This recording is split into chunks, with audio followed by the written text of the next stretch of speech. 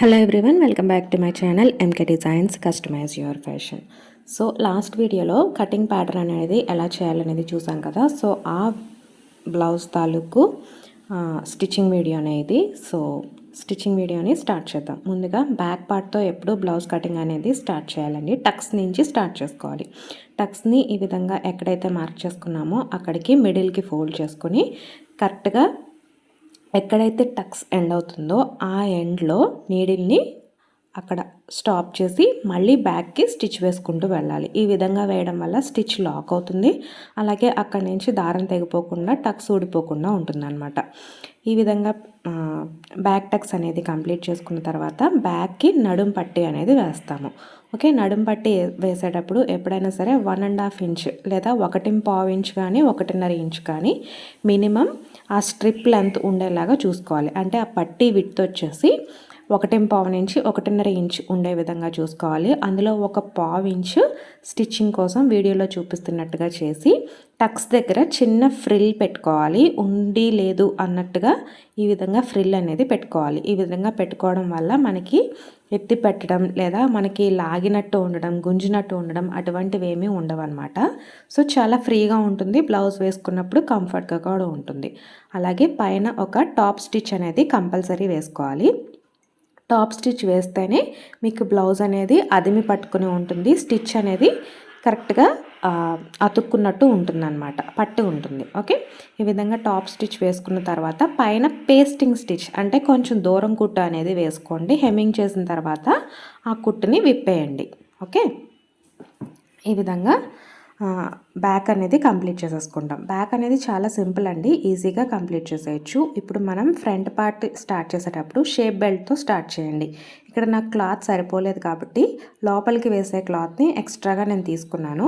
Shape belt right side, shape belt యొక్క fabric right side వైపు పెట్టుకుని అలాగే లోపలికి వెళ్ళేదాన్ని పైన పెట్టుకుని ఈ విధంగా షేప్ బెల్ట్ యొక్క ఫ్రంట్ పార్ట్స్ రెండు ఒక వైపుకి ఉండే విధంగా వీడియోలో చూపిస్తున్నట్టుగా మార్క్ చేసుకుని ఈ విధంగా స్టిచ్ చేసుకోవాలి.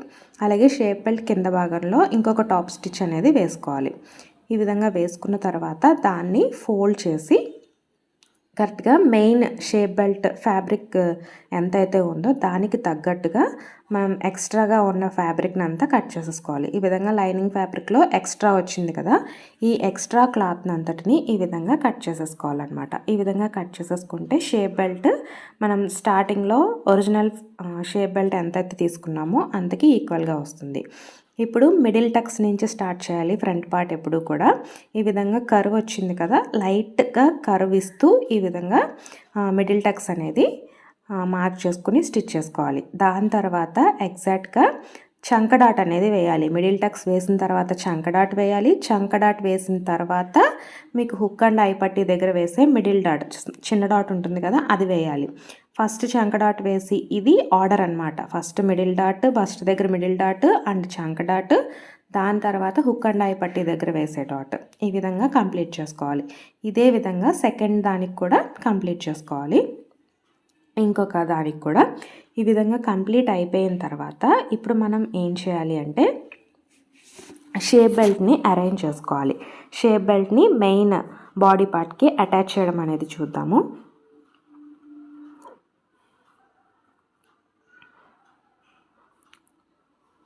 సో చంక డాట్ ఎప్పుడు క్లోజ్ చేసేటప్పుడు, ఎప్పుడైనా సరే డాట్ క్లోజ్ చేసేటప్పుడు ఎండ్ వరకు వెళ్ళి అక్కడ స్టిచ్ని ఆపండి. ఆపి మళ్ళీ బ్యాక్కి తీసుకొచ్చి మళ్ళీ యథావిధిగా కుట్టేయండి. ఇలా కుట్టడం వల్ల స్టిచ్ అనేది మీరు రఫ్ తీయాల్సిన అవసరం లేదు, లాక్ చేయాల్సిన అవసరం లేదు. ఆటోమేటిక్గా లాక్ అనేది అక్కడ అవుతుందన్నమాట. ఓకే, ఈ విధంగా రెండు బాడీ పార్ట్స్ కుట్టిన తర్వాత ఒకసారి చెక్ చేసుకోండి. ఫ్రంట్ హుక్ అండ్ ఐ పట్టీ దగ్గర రెండు ఈక్వల్గా వచ్చాయా లేదా అనేది చూసుకోండి. అండ్ అలాగే ఎక్కడైతే మనం మిడిల్ టక్స్ కుట్టామో అక్కడ క్లాత్ అనేది కట్ చేసేసి ఈ విధంగా షేప్ బెల్ట్ అనేది పైన పెట్టుకొని షేప్ బెల్ట్ అనేది కింద వైపు ఉండేలాగా ఈ విధంగా పెట్టుకొని ఎక్కడ సాగదీయద్దు, జస్ట్ కొంచెం కొంచెంగా అటాచ్ చేసుకుంటూ వెళ్ళండి. మీరు షేప్ బెల్ట్ అనేది పర్ఫెక్ట్గా కట్ చేశారు అంటే మీరు ఎక్స్ట్రాగా లాగాల్సిన అవసరము ఉండదు, క్లాత్ తక్కువ అయ్యే అవసరము ఉండదు, కరెక్ట్గా వస్తుందన్నమాట. అందుకే ఎప్పుడు మనం ప్యాటర్న్ కట్ చేసుకోవడం వల్ల యూజెస్ ఏంటి అంటే ఇవే. సో ఎంతైతే మనం పర్ఫెక్ట్గా కట్ చేసామో అంతకీ క్లాత్ అనేది అడ్జస్ట్ అవుతూ దాంట్లో ఇమిడిపోతుంది అన్నమాట. సో ఈ విధంగా క్లాత్ని రోల్ చేసి బ్యాక్ సైడ్ ఇంకొక స్టిచ్ వేసి లోపల నుంచి క్లాత్ అనేది తీయండి. ఈ విధంగా చేయడం వల్ల దీన్ని కన్సీల్ అంటారు, అంటే కుట్టు కనిపించకుండా వేయడం. ఎప్పుడైనా సరే బ్లౌజ్ ఫినిషింగ్ ఎప్పుడు బాగుంటుంది అంటే మనం కుట్టినది బ్లౌజ్ కుట్టిన తర్వాత అవుటర్ సైడ్ బయట పార్ట్ ఏదైతే ఉందో అక్కడ ఎక్కడ దారాలు కనిపించకుండా ఉన్నట్లయితే బ్లౌజ్ అనేది చాలా నీట్గా ఉంటుంది. మనకి ఎక్కడ దారాలు కనిపిస్తాయి అంటే కేవలం హుక్ పట్టి వేసిన చోట మాత్రమే మనకి దారాలు కనిపిస్తాయి, మిగతా ఎక్కడా మనకి దారాలు కనిపించకూడదు. హెమ్మింగ్ పార్ట్లో కానీ, హెమ్మింగ్ పార్ట్లో అయితే అసలు కనిపించవు, హెమ్ చేస్తాం కాబట్టి. బ్యాక్ నడుం పట్టి కూడా హెమ్ చేస్తాము. సో దారాలు పైన వైపుకి రైట్ సైడ్ ఏదైతే ఉందో అక్కడ దారాలు కనిపించకుండా కుడితే బ్లౌజ్ అనేది చాలా నీట్ ఫినిషింగ్ అనేది వస్తుంది.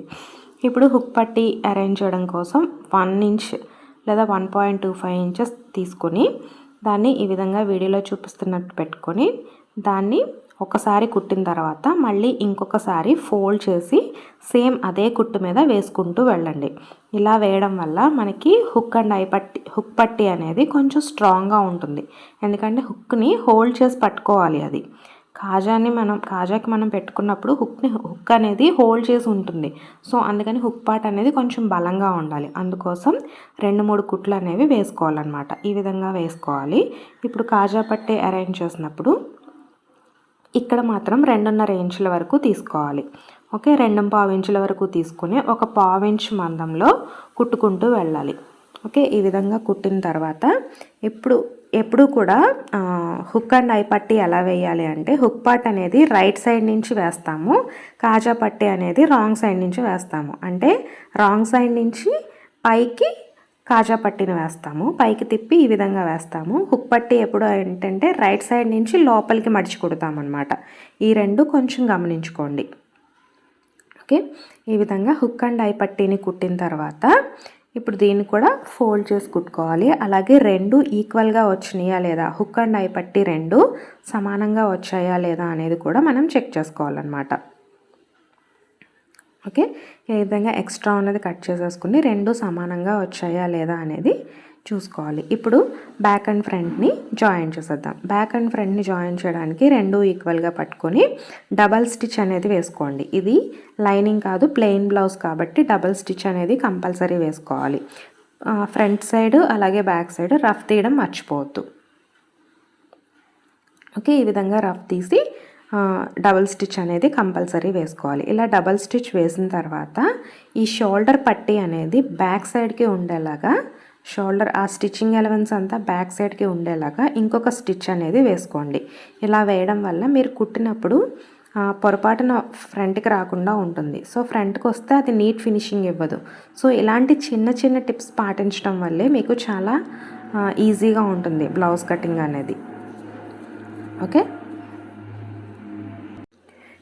ఈ విధంగా చిన్న చిన్న టిప్స్ పాటించడం వల్ల మీకు బ్లౌజ్ కటింగ్ అనేది ఈజీగా ఉంటుంది. ఇప్పుడు హ్యాండ్స్ స్టిచ్ చేద్దాం. హ్యాండ్స్ స్టిచ్ చేయడానికి ఫస్ట్ మిడిల్లో ఎక్కడైతే టక్స్ పెట్టుకున్నామో అక్కడ ఒక పిన్ అనేది పెట్టేసి అక్కడి నుంచి క్లాత్ని అడ్జస్ట్ చేసుకుంటూ ఒక చివరి నుంచి స్టార్ట్ చేసుకుని క్లాత్ని ఎక్కడ లాగొద్దు, అలాగే ఎక్కడ క్లాత్ని స్ట్రెచ్ చేయకుండా అలా కొంచెం కొంచెంగా క్లాత్ని అడ్జస్ట్ చేసుకుంటూ కొంచెం భుజాల దగ్గరకు వచ్చేసరికి హ్యాండ్ని కొంచెం లూజ్గా వదులుతూ మీరు క్లాత్ని దానికి ఇస్తూ ఉంటే ఆటోమేటిక్గా అది పాదం కిందకి క్లాత్ తీసుకుంటూ ఉంటుంది.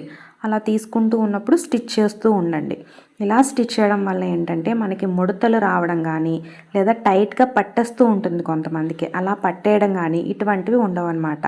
So maximum blouse hand stitch చేసినప్పుడే చాలామందికి హ్యాండ్ దగ్గర పట్టేయడం లేదా హ్యాండ్లో క్లాత్ ఎక్కువ వెళ్ళిపోయి హ్యాండ్కి నెక్కి మధ్య అక్కడ క్రాస్గా ఒక లైన్ లాగా ఫామ్ అవ్వడం, కొంచెం పట్టేయడం, అటువంటివన్నీ ఇలాంటి బ్లౌజ్ స్లీవ్ స్టిచ్ చేసే టైంలోనే ప్రాబ్లమ్స్ వస్తాయన్నమాట.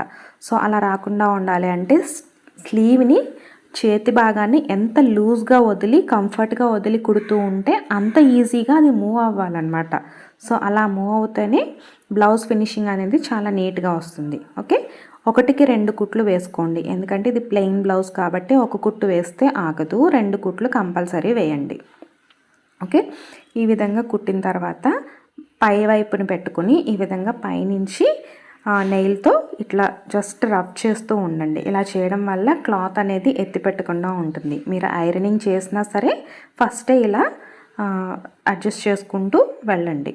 ఇప్పుడు ఏం చేస్తారు అంటే నెక్ పట్టీ కుట్టేటప్పుడు ఎప్పుడు కూడా క్రాస్ పట్టీని తీసుకుంటాము. ఇది కూడా సేమ్ 1.25 ఇంచెస్ నేను తీసుకొని క్రాసెస్ అన్నీ అటాచ్ చేసుకుంటూ వెళ్ళాను. ఇప్పుడు నెక్ దగ్గర నుంచి స్టార్ట్ చేసుకుని ఎక్కడైతే రౌండింగ్ ఉందో అక్కడ కొంచెం అడ్జస్ట్ చేసుకుంటూ కొంచెం లూజ్గా వదులుకుంటూ కుడుతూ వెళ్ళండి. ఇలా కుట్టిన తర్వాత ఎక్కడైతే స్ట్రైట్ పీస్ అంటే ఇప్పుడు వీడియోలో చూపిస్తున్న స్ట్రైట్ వస్తుందో అక్కడ కొంచెం క్రాస్ పట్టీని పుల్ చేసి కొంచెం లాగి కుడుతూ ఉండండి. కింద మెయిన్ ఫ్యాబ్రిక్ని అంటే బ్లౌజ్ని లాగొద్దు, నెక్ పట్టీని మాత్రమే లాగండి. బ్లౌజ్ని అలానే ఉంచండి.